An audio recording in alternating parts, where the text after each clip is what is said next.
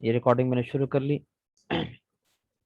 हम लोगों ने पावर डिस्ट्रीब्यूशन, ट्रांसमिशन, उसके अंदर जो इक्विपमेंट यूज होते हैं वो काफ़ी डिटेल से पढ़े हैं। अब जो है वो इसके बाद जो हमारे 3 टॉपिक्स हैं उसमें नंबर 1 टॉपिक जो है वो इलेक्ट्रिकल लोड एस्टिमेशन, के लोड हम एस्टिमेट किस तरह करते हैं, या जो इलेक्ट्रिक इंस्टॉलेशन करते हैं तो उससे पहले हम किन किन चीज़ों का ख्याल रखते हैं। नंबर 2 पावर फैक्टर, जो बहुत इंपॉर्टेंट टॉपिक है, काफ़ी डिटेल से हम उस पर एक लेक्चर लेंगे। एंड नंबर 3, पावर फैक्टर के बाद ट्रांसफार्मर्स हैं कि ट्रांसफार्मर्स डिज़ाइन किस तरह करते हैं, उसमें क्या क्या चीज़ें होती हैं, उस किस किस्म की लॉसेस होते हैं और किस तरह उसकी प्रोटेक्शन की जाती है। And the last one is cables, cables की कितने किस्में और क्या क्या चीज़ें केबल में कंसिडर की जाती हैं कि जिसको हम अ, अ, मतलब इंस्टॉलेशन करने से पहले केबल्स में केबल का साइज कैलकुलेट किस तरह करते हैं। So this is the first lecture which is the design consideration of electrical installation. जब हम इलेक्ट्रिकल इंस्टॉलेशन को डिज़ाइन करते हैं तो हम किस चीज़ को कंसिडर करते हैं। इसमें द फर्स्ट थिंग इज कि हमारा लोड क्या है। ठीक है, कि हम लोड किस तरह कैलकुलेट करते हैं, लोड से टाइप्स कितनी है और क्या क्या चीज़ें जो है हम कंसिडर करते हैं और किन किन चीज़ों को हम इग्नोर करते हैं। तो ये हम आज इसमें डिटेल से पढ़ेंगे। टाइप्स ऑफ लोड्स, हमारे पास 2 किस्म के लोड्स हैं। Number 1 domestic load and number 2 commercial load. Domestic load mean that the electricity which is used for the domestic applications, घरों में जो यूज़ होती है या आम मोहल्लों में या छोटे मोटे लेवल पे, उसको कहते हैं डोमेस्टिक लोड। और जो कमर्शियल लोड है वो लोड जिससे आप पैसे कमाते हैं, शॉप्स हो गया, इंडस्ट्रीज हो गई, या कोई और बड़ा प्रोजेक्ट हो गया, तो वो कमर्शियल लोड होते हैं। अब डोमेस्टिक लोड के अंदर भी 2 टाइप्स हैं। एक सिंगल फेज 5 एम्पियर है, दूसरा सिंगल फेज 15 एम्पियर है। सिंगल फेज 5 एम्पियर जो है, इस टाइप के लोड को हम कहते हैं लाइटिंग लोड। लाइटिंग लोड का मतलब जो रोशनी देने के लिए इस्तेमाल होता है, और उसको हम यूज भी करते हैं for lighting filament lamps, bulb, fluorescent tubes, fans etcetera. मतलब जो नॉर्मल लोड होता है घर का। और दूसरा जो सिंगल फेज 15 एम्पियर का लोड होता है, वो हम यूज करते हैं एयर कंडीशनिंग के लिए, इलेक्ट्रिक वाटर हीटिंग के लिए, या रेफ्रिजरेशन के लिए, एज वेल एज आयरन इस्त्री के लिए भी। अब वो ये सब चीज़ें हैवी लोड है। सिंगल फेज 15 एम्पेयर, अब एयर कंडीशन जो है वो मिनिमम 5-6 एम्पेयर से स्टार्ट होती है, फिर 9 एम्पेयर 10 एम्पेयर तक पहुंचती है, फिर दोबारा 3-4 एम्पेयर तक आती है। तो 5 एम्पेयर का जो लोड है या उसकी जो केबल है वो एयर कंडीशन को नहीं चला सकता। इस तरह पानी गर्म करना हो या इस्त्री हो या रेफ्रिजरेटर हो, वो हम सिंगल फेज 15 एम्पेयर की लोड से उसको चलाते हैं। दूसरा जो है वो कमर्शियल लोड है, जिसमें शॉप्स आते हैं, ऑफिसेज आते हैं, स्कूल्स आते हैं, कॉलेजेस आते हैं।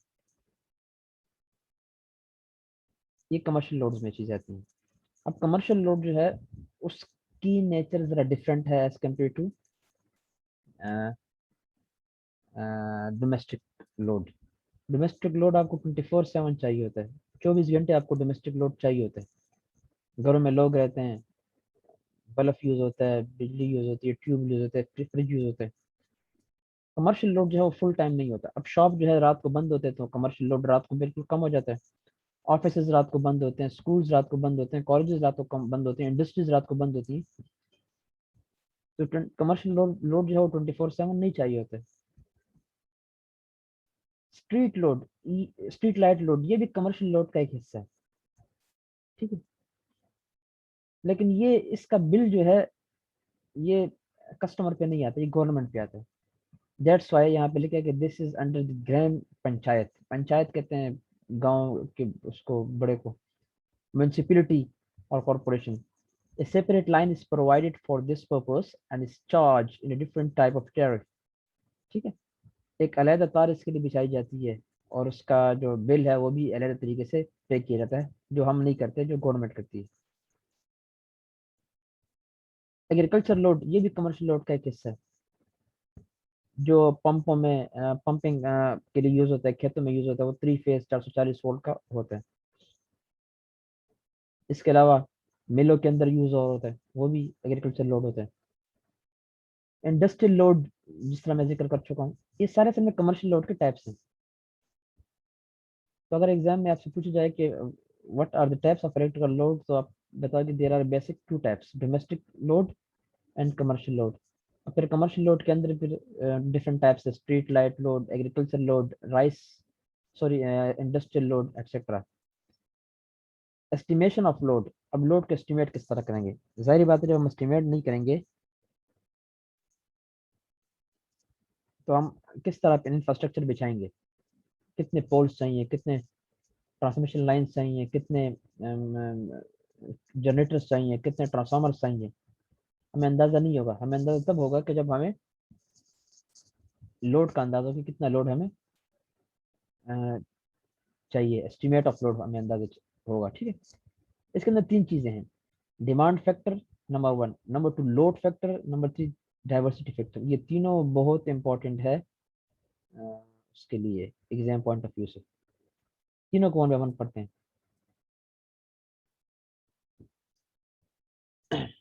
इलेक्ट्रिसिटी सप्लाई सिस्टम, ये क्या चीज़ है? Electricity supplied as per the requirement, मतलब जितनी रिक्वायरमेंट होती है उतनी ही सप्लाई की जाती है। Generally electrical supply is given by a 3 phase 4 wire system. 3 phase और 4 वायर, जो ट्रांसफार्मर के बाद जो हमारे घरों तक बिजली आती है वो 3 फेज और 4 वायर होते हैं, यानी कि उसमें एक इजाफी वायर जो है वो न्यूट्रल का होता है। The distributor lines from the pole are run in the different areas where electricity is needed. So then we have 2 types of supply system, overhead and underground. How can we select specific wiring type? हम wiring type किस तरह select करते हैं कि क्या चीज़ wiring में ज़रूरी है और किस तरह ज़रूरी है, क्यों ज़रूरी है? The type of wiring system depends upon the following factors.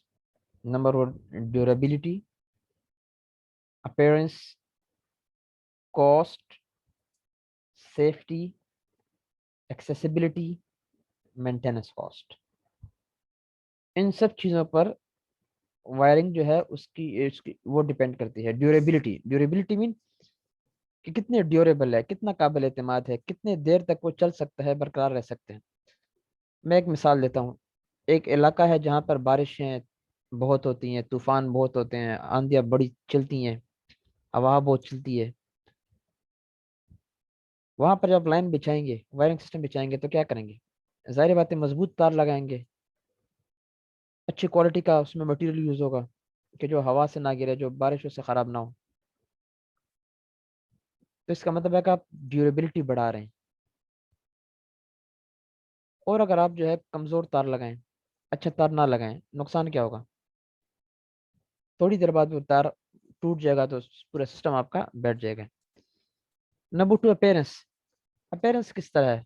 यानी कि आप अंडरग्राउंड है, ओवरहेड है। ओवरहेड के लिए तारे तारे जो है ना, उनकी रिक्वायरमेंट और होती है, अंडरग्राउंड के लिए तारों की रिक्वायरमेंट और होती है। अब ओवरहेड में नमी नहीं होती, अंडरग्राउंड में नमी होती है। तो नमी जो है उसको टैकल करना, उसको हैंडल करना, ये भी ज़रूरी है। कॉस्ट बहुत इंपॉर्टेंट चीज़ है, कीमत कि कितनी कीमत आपकी लगती है किसी वायरिंग सिस्टम पर। सेफ्टी भी बड़ी इंपॉर्टेंट चीज़ है कि आपका तहफ़्फ़ुज़। आपको अगर सेफ्टी चाहिए तो आप किस किस्म का केबल बिछाएंगे कि वो केबल जो है उससे सेफ्टी हो, फॉल्ट भी ना आए और इंसान भी बच जाए, और जहाँ पे केबल गुजर रही हो जगह भी महफूज हो। एक्सेसिबिलिटी, एक्सेसिबिलिटी कहते हैं कनेक्शन लेना, कि कहाँ तार बिछाएं कि वो अप्रोचेबल हो। अब गली के स्टार्ट में ट्रांसफार्मर लगा है, ठीक है, तो सब लोग आसानी से वहां से कनेक्शन ले सकते हैं। लेकिन ट्रांसफार्मर गली से 500 मीटर दूर लगा है तो जाहिर बात है फिर कनेक्शन लेना ज़रा मुश्किल हो जाएगा। सबको इजाफी तार लगाना पड़ेगा, फिर वहाँ पर से कनेक्शन लेना पड़ेगा, फिर तार जब लगाएंगे तो उसके फिर टूटने का खतरा, उसके मेंटेनेंस, उस पर जो उसकी ड्यूरेबिलिटी, ये सब चीज़ें मद्देनज़र रखनी होंगी। दैट्स एक्सेसिबिलिटी जो है उसको देख के हम वायरिंग सिस्टम लगाते हैं कि यार जितना करीब हो तो उसके लिए किस तरह वायरिंग सिस्टम चाहिए, दूर हो तो फिर क्या वायरिंग चाहिए उसके लिए। And the last one is maintenance cost. Maintenance cost कहते हैं मरम्मत के पर जो पैसे लगते हैं, जो कीमत होती है मरम्मत की, उसको मेंटेनेंस कॉस्ट कहते हैं। ये बड़ा इंपॉर्टेंट चीज़ है।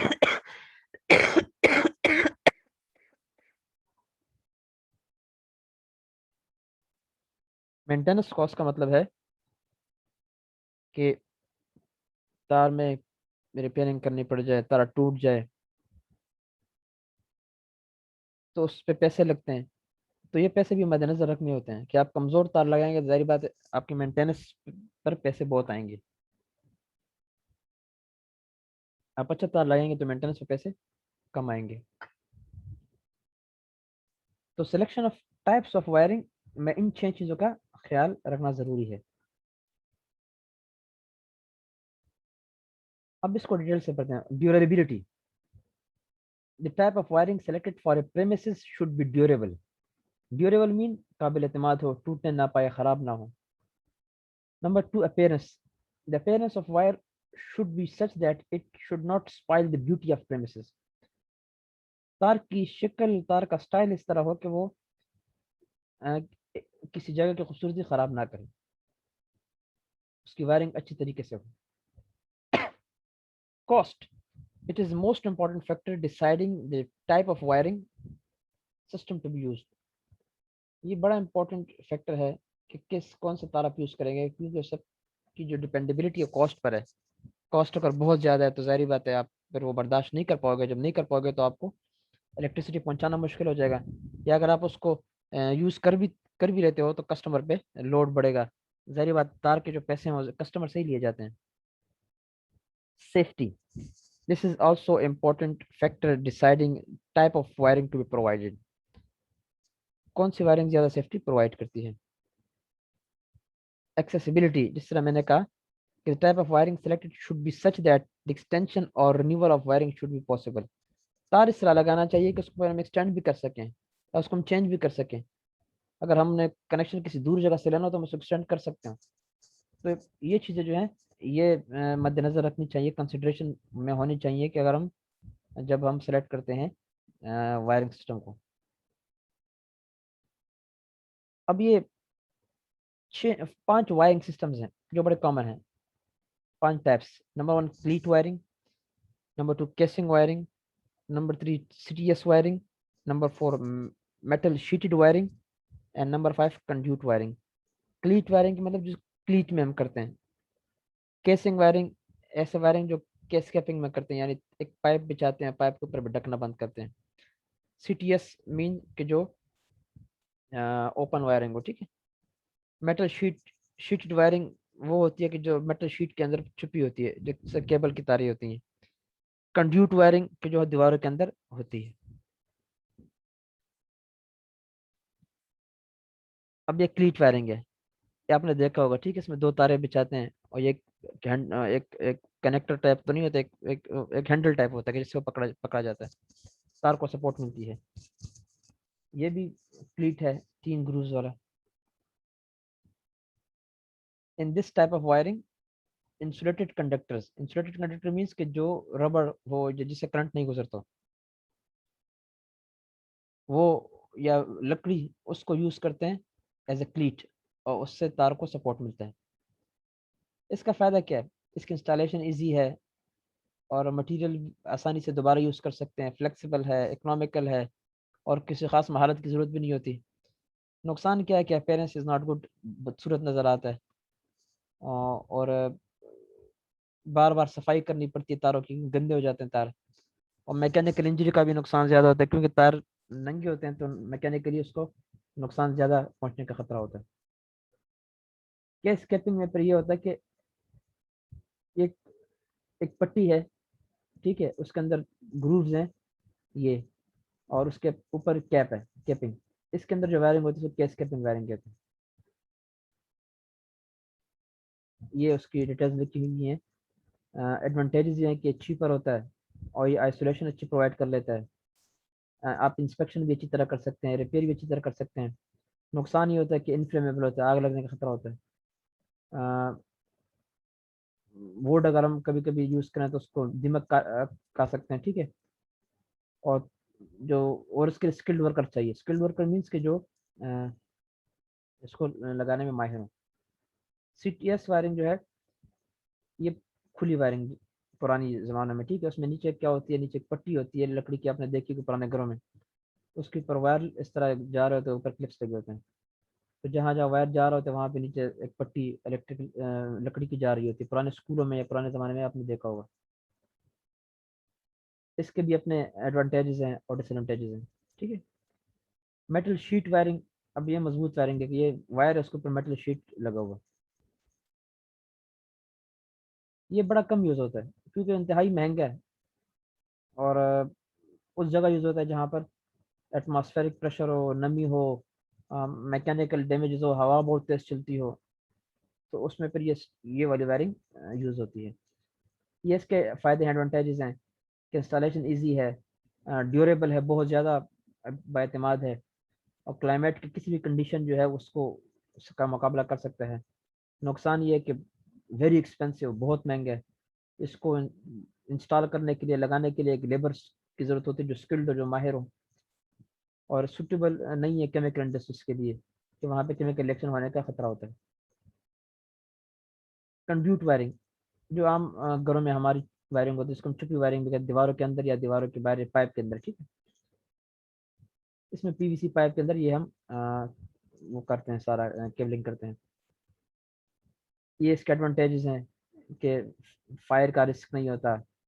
अ, जो तार है वो सेफ रहता है। अर्थिंग आसानी से हो जाती है, वाटर प्रूफ होता है, शॉक प्रूफ होता है। थोड़ा महंगा होता है क्योंकि दीवार में जरिया निकालना फिर उसको बंद करना है, और इसके लिए भी अच्छा खासा स्किल्ड वाला एक वर्कमैनशिप चाहिए होता है। Thank you. This is the lecture of electrical wiring, जो बहुत important lecture exam point of view से। मैं बीमारी की वजह से मैं इतना डिटेल से बात नहीं कर सका। आप ज़रूर एक दफ़ा इसको रीड कर लें, तो आपको ज़रा इंजॉय भी करेंगे, आपको मज़ा भी आएगा, आपको आसानी भी होगी। इससे इंशाल्लाह एग्जाम में क्वेश्चन भी आएगा। Thank you so much.